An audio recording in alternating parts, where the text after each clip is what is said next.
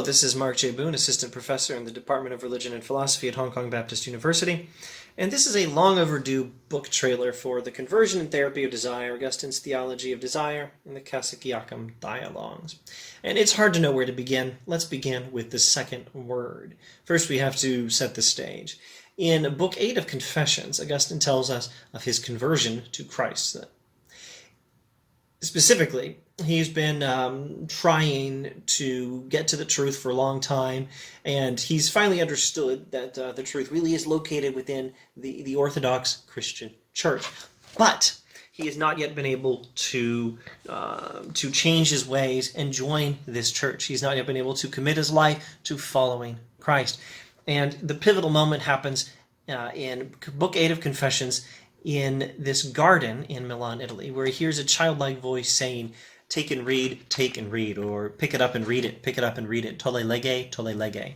And he takes these instructions he's supposed to follow, and he follows them, and he picks up a reading from the Bible, from the writings of Paul, and the reading of this enables him to finally commit his life to following Christ. So he's converted to Christ. And some say that this language is not appropriate. I go over this as early as the very first footnote here on page 1. I go over the fact that some scholars will object to the use of the word conversion. So conversion may be taken to imply a dramatic about face or something like that. I don't want to imply that. Conversion here I am using in the broad sense of a life transformation whereby one abandons a morally and spiritually inferior way of life and adopts a morally and spiritually superior one. In this sense, pretty unambiguously, Augustine is converted. I'm using it in the broad sense of the term here. Those who say, as one scholar puts it, that he was converted back to Christ, or that he was reconverted, and those who, like Carol Harrison, emphasize that Augustine is continuing the journey he's been on from the beginning of the Confessions, and he's hoping that the ancient faith of his mother will be vindicated. There's something insightful here. I think this is correct. I think it's not appropriate to take his conversion in that sense of the word, conversion. It's not a dramatic about face. It's the same journey he's been on all along. But this journey has brought him to committing his life to Christ, but he's not yet been baptized. In one important sense of the term, he's not even a Christian yet, not fully, because he has not joined the church. He's committed to following Christ, but he doesn't join the church until he gets baptized Easter of 387, when he is going to be baptized in Milan by Bishop Ambrose, who will also baptize his good friend Alypius and his son Adeodatus. So, at the time of the writing of the Cassiciacum Dialogues, Augustine has committed to following Christ, but has not yet been baptized. He's in this in-between state. Now, what is this word, Cassiciacum?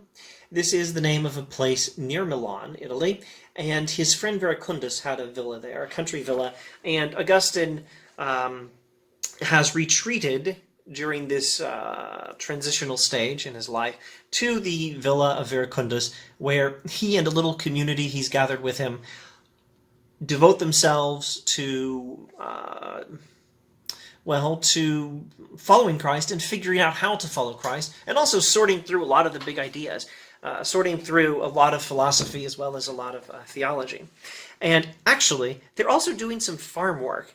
It's very much like the L'Abri Fellowship started by Francis Schaeffer. They do some farm work and they have some philosophical dialogues. As in L'Abri, you'll spend half the day doing yard work or cleaning the house and half the day studying. So Augustine discovered this model long ago. It's not like Francis Schaeffer invented the model. He may have invented his particular version of it. Anyway, at Cassiciacum, he retreats with his son Adeodatus, his good friend Alypius, his mother Monica, his brother Navigius, his two students Lacentius and Trigetius, and these are the major characters in the Cassiciacum Dialogues. So they have philosophical dialogues there. Now, the first dialogue is contra academicos, against the academics, or it's de academicis, on the academics. Augustine, in fact, himself gives us both titles. I believe this is in Retractiones. In his very late writing, Retractiones, Augustine goes over all the books he's written, or nearly all of them, and he explains what they were about and makes a few corrections. And I think it's there that he says, I wrote this text De Academicis or Contra Academicos, on the academics or against the academics. Both titles are appropriate. And the second book is called De Beata Vita, not to be confused with De Vita Beata by Seneca, although there are some connections. De Beata Vita is on the happy life. The third book is De Ordine, on order. And then there is Soliloquia, or Soliloquies, which is actually where the word soliloquy was first invented by Augustine here at Cassiciacum. So these are the four Cassiciacum dialogues, and they are philosophical dialogues between Augustine and Lactantius and Tragedius, who are major characters in Against the Academics, who are major characters in De Ordine, who are major characters in On the Happy Life. Soliloquies is Augustine talking to himself. It's a dialogue between Augustine and his own reason. Very unusual twist on the philosophical dialogue form. Very interesting. Calls for some analysis, which of course you'll find here in this book. So, what else? Monica, Adeodatus, Navigius, these are all speaking characters in the dialogues. Alypius is a major character. Monica is most important in De Beata Vita. A few remarks on De Beata Vita. In De Beata Vita, it's Augustine's birthday lunch, and they have a philosophical discussion. Augustine says, well, I'm feeding you lunch. I should feed your minds as well. Let's talk about philosophy and theology. And they do. And they talk about what is required for the good life, the happy life, the blessed life, the Latin beata life, the beata vita, the good life or the blessed life.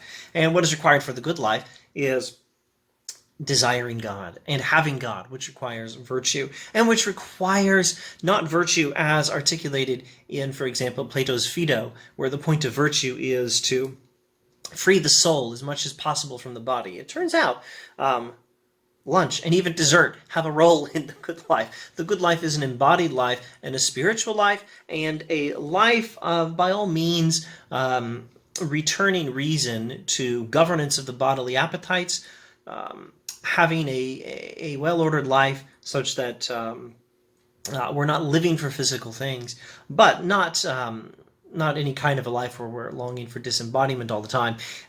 It's an embodied happy life. It's the life of loving God in the context of the church. Those are some of the pointers on De Beata Vita. Contra Academicos, or Against the Academics, is complicated for so many reasons. These academics now, these are actually a school of philosophy. This was the academic school of philosophy. This was the academic skeptic school of philosophy. The academics are skeptics who say that there is no knowledge of anything in this world. And, well, basically what Augustine does is he exposes them and tells the story of the history of philosophy for several hundred years preceding him. And he says, true philosophy went underground. It went into hiding. Platonist philosophy was true philosophy. Plato understood ultimate reality is non-physical. And then the Stoics took over Plato's academy, and Plato's followers went underground, and they used their they appeared publicly as skeptics and used their skeptical refutations to undermine the Stoics. And secretly, for those who could understand, they kept alive the doctrine of non-physical reality and passed it down all the way from the first generation to Cicero much later. Cicero was a member of the academic school of philosophy. So Augustine writes the book De Academicis to explain this and to draw from the insight of the academic philosophers about there being no certainty in the physical world, which the Stoics were focusing on because they were materialists. And rediscovering Platonism, again, drawing from the academics. But the Contra Academico side of the text involves Augustine refuting them because they talked as if there could be no knowledge found. And Augustine had been delayed in his pursuit of wisdom by, well, for lack of a better way of describing it, by his depressing feeling that maybe the academics were right and that you could not get any knowledge. So he writes this book in large part to show that you can get knowledge. And he gives several reasons. Some interesting refutations of skepticism do appear. Contra Academicos is an interesting and fairly important book in the history of epistemology, but it's also a very spiritual book. It's a very religious book. The triumphant defeat of skepticism happens when Augustine announces, well, Christ has come. and brought knowledge to us. Okay, so that's against the academics. Let's save time and just skip over De Ordine and Soliloquia for the moment and say something about what this book is about, the conversion and therapy of desire in Augustine's Cassiciacum dialogues. So we human beings, as I frequently observe on this channel, are not as happy as we'd like to be. We desire what the world is not prepared to give us. We desire money, power, fame, physical pleasures without limit. We desire endless life for ourselves and for people we care about. The world doesn't give us any of these things. Death happens. Our bodies fall apart. We have medical problems. We never have as much money as we'd like to have unless we've fixed that problem by learning not to want money at all. And that's one approach, the limitation of desire. And this is the approach of the Stoics. This is the approach of the Epicureans. But the redirection of desire to a higher reality is the approach of the Platonists. And what I do in this book is I explain how Augustine follows the Platonists in this, but he gives us a Christian version of it. He gives us an account of desire according to which desire needs to be healed. We need a therapy that will heal our desires, and the phrase therapy of desire is borrowed from Martha Nussbaum's book, Therapy of Desire, where she explains the therapies of desire, the therapy of desire by different schools of philosophy, Stoics, Epicureans, and skeptics, not academic skeptics, a different era of skepticism, a different branch, a different school of philosophy. There was also a skeptical school of philosophy involving Sextus Empiricus. Okay, so desire, in Augustine's account in the Cassiciacum dialogues, needs to be converted to God, and it needs to be redirected towards God. And we do need a therapy of desire, but you need a more religious word to capture what's really going on here. The redirection of desire to God may call for a different word than therapy, although that's fine. And you do find therapy for desire with a lot of interesting connections to characters like the Stoics, and we find a lot of interesting connections to Platonism, but the conversion of desire to God, as recommended in the Cassiciacum dialogues, is a Christian thing. It is distinctively Christian, and that's what I explain in this book. This book is available, I don't know, usually in places where you get books. Old-fashioned bookstores are still in existence. There's a very good one in Dallastown, Pennsylvania, called Hearts and Minds Books. I believe this book is available at Barnes & Noble, and of course you can find it on the internet at Amazon or whatever. The electronic edition, I believe, is as cheap as $10. I recommend it for anyone who's going to, who wants to study Augustine. It's a fairly good introduction to Augustine. It doesn't cover everything at Augustine. It introduces Augustine at the beginning. If you want the finished Augustine and you're only going to read one book, don't touch this one. Read the Confessions. Or read De Doctrina Christiana, his book on teaching Christianity or something like that. But if you can read more than one book, or if you're willing to look at how he gets started doing this, this is a strongly recommended book. And I would recommend much more highly, of course, the Cassiciacum dialogues themselves. These are very good books by Augustine. And you can find, I believe, 2 of them on newadvent.org in old public domain translations, and there are several translations available for one or more of the Cassiciacum dialogues. New City Press probably has some good translations of some or all of them. They usually do. They do wonderful work translating Augustine. For Cassiciacum, though, although any number of good translations are present, I do recommend my old dissertation director, Michael Foley's translation, published by Yale. I believe it's coming out in 4 separate volumes. At the time of the making of this video, 2 of them should be out. Contra Academicos and De Beata Vita should be out, and De Ordine and Soliloquia should follow soon. Those are my recommended editions of the Cassiciacum dialogues. Thanks for watching.